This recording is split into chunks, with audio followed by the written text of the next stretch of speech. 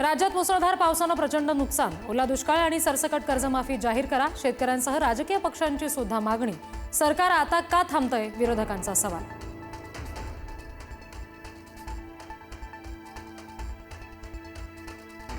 अडचणीच्या काळात सरकार कायम शेतकऱ्यांच्या पाठीशी. दिवाळीच्या आधी शेतकऱ्यांना नुकसान भरपाई दिली जाईल, कृषी मंत्री दत्तात्रय भरणे यांचं आश्वासन.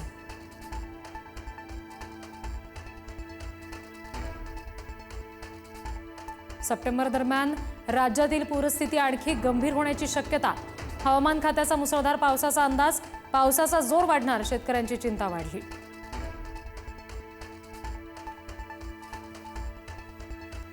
धाराशिवला अतिवृष्टीचा मोठा फटका. जिल्ह्यातील अनेक नद्यांना पूर, जनजीवन विस्कळीत. शेतकऱ्यांचं मोठं नुकसान, अनेकांच्या संसारात पाणी.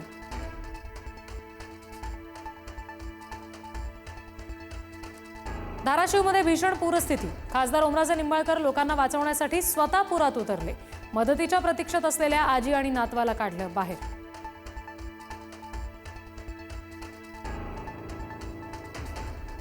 धाराशिव आणि सोलापूरमधील नुकसानग्रस्तांना उद्या साहित्य वाटप करणार. वेळ पडली तर धाराशिव जिल्ह्यातील काही गावं दत्तक घेऊ, पालकमंत्री प्रताप सरनाईक यांची माहिती.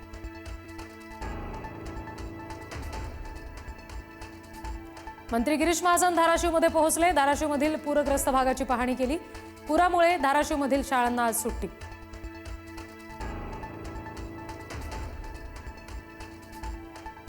नुकसानग्रस्त शेतकऱ्यांशी कृषी मंत्री दत्ता भरणे यांची फोनवरून चर्चा. पंचनामे करून तात्काळ मदतीचं दिलं आश्वासन.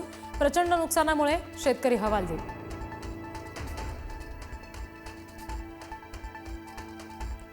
मुसळधार पावसानं सोलापूरला सुद्धा झोडपलं. नद्या पात्राबाहेर वाहू लागल्यामुळे शेतातही पाणी.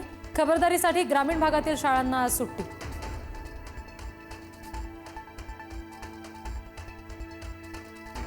सोलापुरात सीना नदीपात्रात 2,08,000 क्युसेकनं विसर्ग सुरू. नागरिकांना सुरक्षित जागी स्थलांतर करण्याच्या सूचना. तर अक्कलकोटमध्ये बोरी नदीच्या पुरामुळे 4 गावांना पुराच्या पाण्याचा वेढा.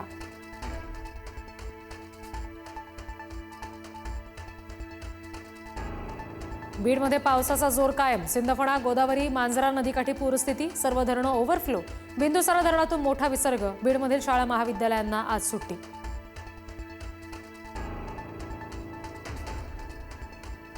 हिंगोलीच्या औंढा नागनाथ आणि वसमत तालुक्यात ढगफुटी सदृश्य पाऊस. परभणीच्या आहेरवाडी शिवारातील थुना नदीला मोठा पूर.